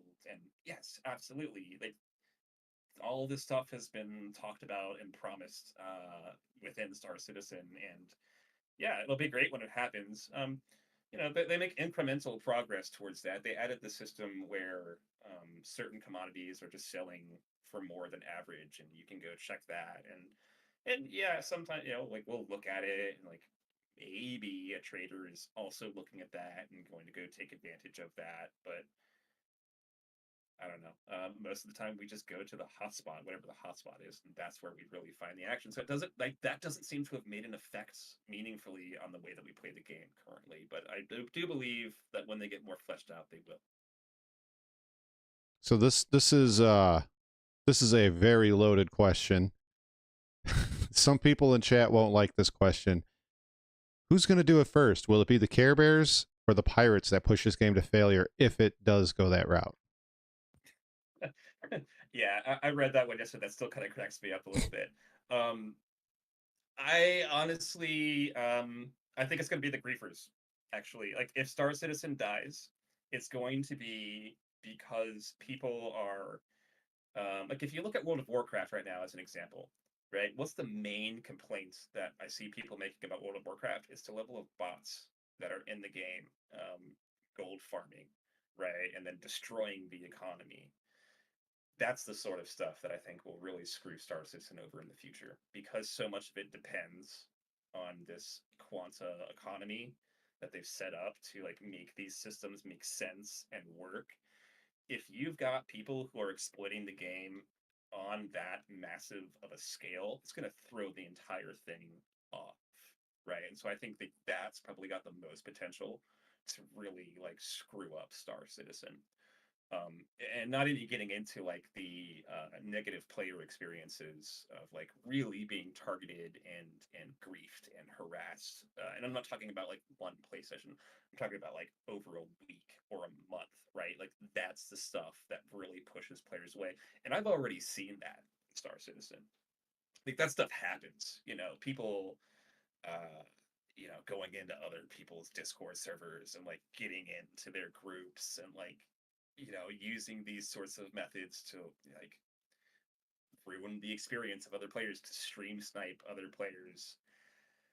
All of that stuff I think is really bad for the long-term growth of the game. I think if the game is working correctly, Care Bears and pirates and PvPers, I think there are all three distinct groups. They're all going to need to coexist in this world, in this universe, and their actions will affect one another, right, in meaningful ways. But when you have this outside group whose like their main objective is to just shit on everybody's experience for no other reason than to just shit on the experience and make their lives miserable and make them want to just go play some other game, especially if there's no in-game motive for that. Like they can't even say like, "Oh yeah, we stole your cargo. Ha ha ha ha. Get good, noob." Right? Like the only reason they're there is to make that experience bad for those players, and that will kill this game for sure. So, um, before we go any further, because I see the chat, I see the conversation in chat. I follow five. There's my hand. Five things for what I consider, and I've seen it in Spectrum and on their TOS. This is the five things that I follow. Number one, to me, griefing is what they say, chasing somebody around from server to server or constantly harassing them within or without of the game. And I mean in like global chat and on Discords and things, or finding them on Facebook, etc. That is harassment. That is griefing. Secondly, stream sniping, I'm on the fence with. And the reason why I'm on the fence with that is if you're streaming and putting out your location, that's kind of on you for doing that. So, and people are going to take advantage of any sort of situation. Do I think it's bad? Yes. But as I said, I'm kind of on the fence for it. What was the other one? Pad ramming on any of the spawnable pads. And Question mark. yeah, yes. Question mark. Yeah. Question mark. Yes. And then what was the last one? I can never remember the last one I have, but I'm sure it'll pop in my head as we go. But there's nothing to say that somebody can't pirate you. There's nothing to say that when you lift off from Port Tressler over Microtech and there's a Vanguard with his nose in your hangar as the doors are opening up. That's not griefing. That's not. Actually, yes, it is. Is it? Yeah, that would be considered pad ramming. If you are blocking somebody's entry or exit from a hangar. That I did not know. Oh yeah. Oh yeah. I found that out the hard way. Believe it or not. I wanted to prevent a cargo hauler from going into their hangar, so I was like, well, fuck it. I'm just gonna block the hangar, and they're gonna have to figure something else out. Yeah, got a warning for that. That's considered pad ramming. Oh, actually. I did not know that. Yeah, I mean, this is why I keep saying this over and over again. I was sounding that's like right, Marcus. They have to write this shit down. Like we just reached out to them. I'm going to create another video about this. Actually, if you saw my most recent video, there's an update to it where I thought that they had maybe clarified some of the rules around AZ trying to ram ships to open them up. What is actually pad ramming? What isn't pad ramming? And I thought I had made progress on that until we reached back out to them and we're like, actually, we just had this one little question about that. And then they turned around and completely said the opposite of what they said in the previous email. So, who knows what the lines are? They seem to just make it up. Like, they don't even seem to have it written down anywhere for them to be like, yes, is this what happened? This, and that? That is against the rules for these reasons. That doesn't exist. I don't think they have any more information than what we have. in our TOS, and they don't seem to operate on any nuanced understanding of the game mechanics, and it really makes my blood boil. Hmm. Yeah. So we're getting to the home stretch here. Um, this is one thing that's always boggled my mind because I see it on Spectrum, on Reddit, streams of both PvPers to and pirates to the miners and the cargo runners. If pirates are such the boogeymen, where are all the good guys at? Where are they? Because there's so many boogeymen out there. Nobody wants to run cargo. Everybody's quick to break their keyboard in half and start screaming griefer. But where are all the good guys at? Yeah, they're out there actually. A lot of those groups, and I see them pop up in my comment sections all the time. Like, hey, we're over here. Look, we just want to PvP with some pirates. You don't even have to pay us. Like those groups are out there, and so it comes down to I think networking, being aware of it, having the right kind of attitude. I think is really important. Like I think there's this like really kind of like just weak, lame mentality, defeatist mentality that a lot of these players have, and they've been told this, and like big name content creators tell them these types of things like, oh yeah, you just get pirated, you might as well just break your keyboard in half and alt F4, and because there's nothing you can do, there's no point in fighting back, you'll never win, and they get these ideas stuck in their head and they start to believe them, and they don't question them, they don't test out and see for themselves what is actually possible within the game. um and yeah, I'm ranting again.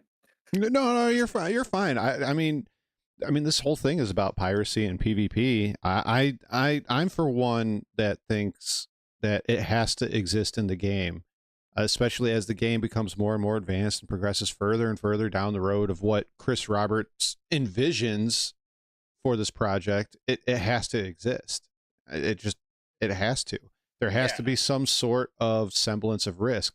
And I think another thing that people, and this kind of ties into one of my next questions, which is, do we need safe zones?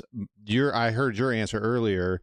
As far as armistice zones, you don't want them in most areas, and you'd rather there be turrets and other forms of defense in that area.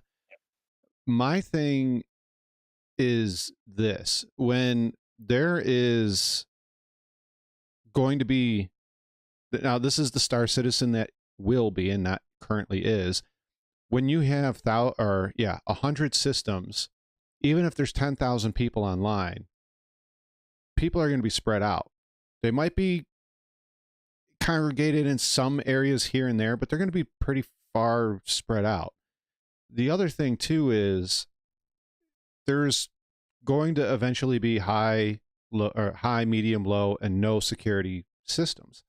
So if you're that afraid of the PvP and the pirating and everything else that goes along with that, then a high security or medium security is where you're going to want to be at. But you're probably not going to make as much money hauling goods around in a high or a low, medium security system. You know, you're going to get more money the further out you go. The further out you go, it's going to be probably less and less law out there. I'm going to disagree with you on that. Really? Yeah. So just kind of going back to what we were talking about with just Pyro and Stanton as examples.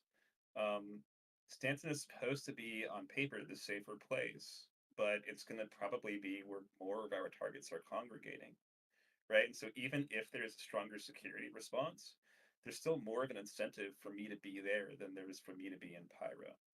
And to kind of piggyback on that, if you look at Eve, right, and I know that Eve is a big source of inspiration for how a lot of these systems are going to work in Eve. You ever play Eve? Uh, for like a year, like 10 or 11 years ago. It was a long Okay. time ago. Do you remember the major trade hub in the center of the Eve universe called Ida? Sorta, yeah. Yeah. So if you're doing any cargo hauling, Ida is like probably where you're going to end up going, right? It's the middle of the system, so you go there and then bounce back out to somewhere else, and then you go back there, and that's kind of how that tends to go, you're much more likely to run into trouble at ITA, which is the highest security location in that game, right? Really? Oh yeah. Oh yeah, because that's where all the players are. Right? So like as somebody whose goal it is to blow up another player's ship or pirate another player's ship, yeah, I could go wait out in a low sec system for 6 hours for somebody to show up and then do it safely in low security space. Or I can take my happy ass to the high security place where I'm gonna find somebody in 5 minutes. And like, yes, in this situation, in Eve at ITA, if you attack another player's ship, you have a life expectancy of about 5 seconds. But you can still blow their ship up in that amount of time, Okay. right? So I think that that's really the way it's going to be in Star Citizen. I think that, and there are actually orgs that are dedicated to doing this type of stuff, right? To blowing up ships in high security space. And so, unless the armistice zone is system wide and you can't do damage through ramming or shooting other players, uh, how are they even going to enforce that, right? So they're going to have NPCs that respond. The key word here is respond, right? Unless those NPCs are everywhere all the time, there's going to be a delay before they can get there and help out that player, right? And size 9, man, that doesn't take very long to destroy your ship, right? So, yeah, that's kind of my feeling on where I think that that's going to go. Now, to kind of answer your question, do I think that they should be in the game? Yeah. I think that Star Citizen needs some areas where the profits are so low and the security systems and responses are so high that it doesn't really make sense for a group like, say, Chaos Squad to operate there, right? Because our goal is to make money off of you, right? And if it's impossible for us to do that there, then yeah, we'll wait the next zone over, right? Fine, right? But the other people who just want to come shit on your day, man, guess where they're gonna be? They're gonna be right there shitting on all those noobs days who don't have an understanding of how to respond to that.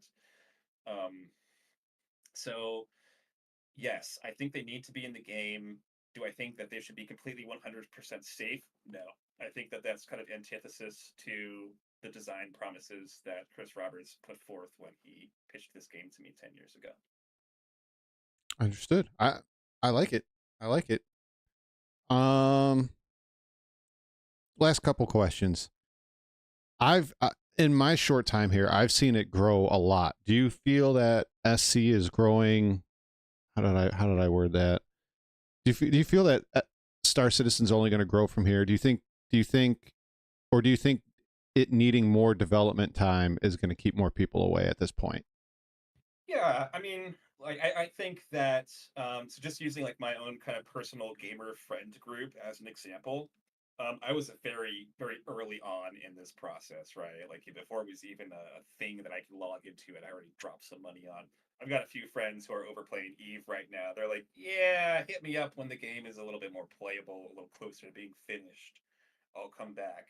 I've got another group of friends who pop in every once in a while to check up on the progress, but probably when the game is more finished, will be a little bit more present within the game world, right? And I think you see that echoed with some of the other content creators on YouTube have basically said the same thing. Like, yeah, looking at Star Citizen, keeping my eyes on it. I don't think it's really ready for my channel yet, but one day I'll be playing that game.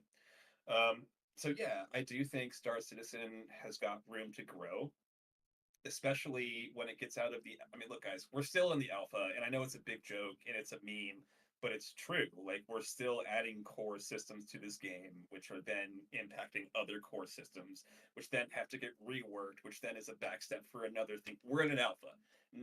A small amount of people, even for a game as well marketed and cool looking and cool sounding as Star Citizen, some people just don't have the patience for it, right? And so when we get closer along, I think we're going to see a really big increase. And that's kind of why I wanted to get in early on Star Citizen. and develop a channel because I want to be here for when that happens. I want to already be established. And yeah, I mean, I think it'll plateau. I think you look at any MMO or any game ever, right? They release and a lot of people buy into it and they peak and they'll ride a very high peak for a short period of time. The people who really love it are going to stick around, and if they do a really good job and really deliver on a lot of these promises, I think a lot of people are going to stick around. Now, do I think it's ever going to compete with World of Warcraft numbers? No. No. I Yeah, no, don't I think don't think we're going so. to see 11 million people playing Star Citizen, probably even at release. No, I mean, I I'd be don't think happy to so. be surprised. Y- Um, yeah, but yeah, I just don't think that's super realistic. It's a much more niche kind of game. But I don't know. I think it does have the potential to compete or maybe rival, maybe. But it's gonna have to it's gonna have to reignite the hype train around it because right now there's a lot of mixed feelings about Star Citizen. They're gonna have to prove that they've got a stable game, that they've delivered on the promises.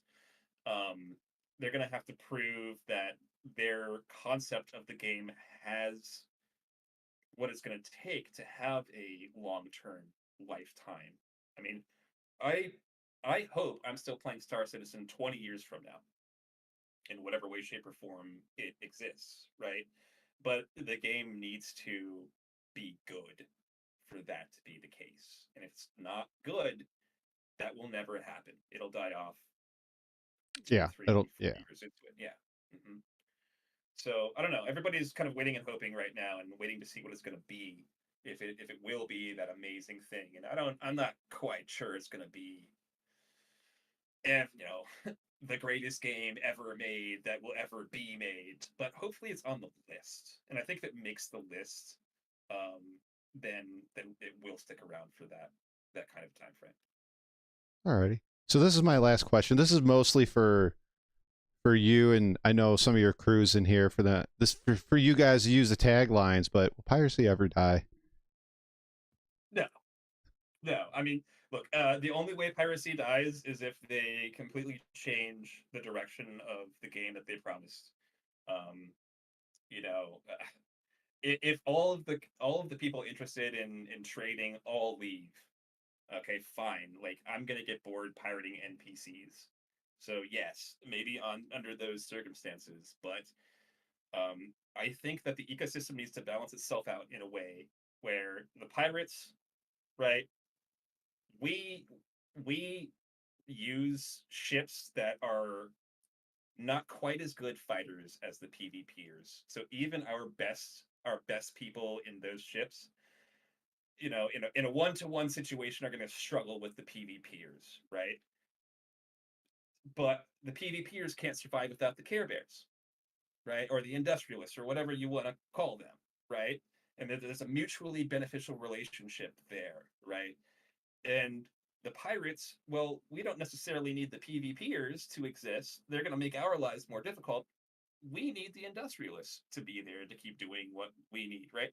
And so I do think that given enough space within the game and enough variety of levels of risk, players will naturally go to the sorts of areas where they are comfortable with that level of risk if they're educated enough to do so. And I think that that's going to kind of sort itself out. I don't think piracy is ever going away, and I don't think PvP is ever going away. If it does, we're not playing Star Citizen anymore. We're playing Elite Dangerous 2. And fuck that. I'm going to be playing something else. Yeah, I agree. I agree. So I think that about does it. I had a lot of fun with this, Captain. Yeah. Yeah, I had a me lot of too. fun with Thank this. you. Great questions, by the way. Oh, Really good questions. thank you. I appreciate it. So, why don't you plug your channels again? And I'll give you time. Like, can you put links in the chat if you want to put? I You didn't you can put some links in the chat if you'd like. here. I'll You're send them to you on the Discord here, and you can drop. I don't have it open right now. okay. But yes, I'm Captain Dirty. I am the leader of Chaos Squad. Chaos Squad is a PvP piracy organization, 3 years going strong. We're only growing. We are adding space within our org for players who may be a little bit less PvP minded, but want to get in on the criminal side of cargo hauling and salvage. We're out there. You can find us at chaossquad.us, and our YouTube channel is just Chaos Squad on YouTube. And let me see if I can get some links going for you here.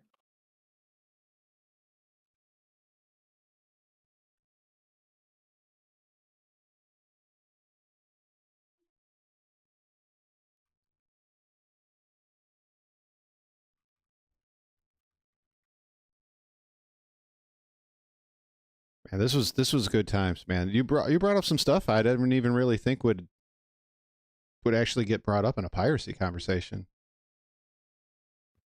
Yeah, well, piracy, I think it's all of the things that make Star Citizen what it is are important for Star Citizen. Like we're paying attention to the bounty hunters, we're paying attention to the miners, we're paying attention to that didn't sound right. We're paying attention to the people who the prospector pilots, the cargo haulers, right? Like we need to have our pulse on all of that stuff.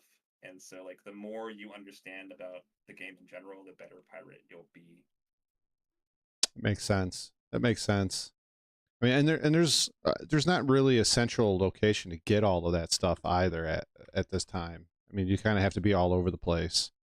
Yeah, and I think really the best way to do it is through personal experience. So, I mean, when I came back to the game 3 years ago or so now, I spent a little bit of time mining. I spent a little bit of time trading. I spent a little bit of time as a bounty hunter. And yes, all of those systems have changed since then. But like, I've got a pretty decent understanding of how they work at this point.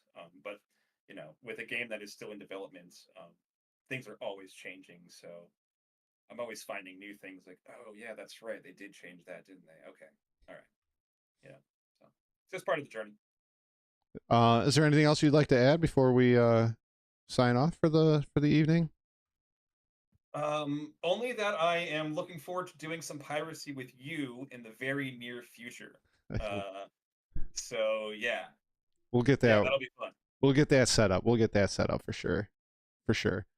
Well, I appreciate you being on here. I appreciate you being so giving of your time. I really do. I this was a lot of fun. I had good fun with this. Absolutely, had a blast, man. Happy to come back and do it again sometime if you want to chat some more. For sure. For sure. All right, I'm gonna sign us off. If you could give me like 2 more minutes of your time, I'd appreciate it. Sure. All right, man. Guys, that's gonna be it for this one. I really appreciate you guys all stopping by, hitting that like button 20 times. The guys on Kick, thank you for the good conversation down there. All of you guys have a great and wonderful Friday night, and I'll see you on the next stream, guys. So long, and thanks for all the fish. I'll catch you in the next one. Peace.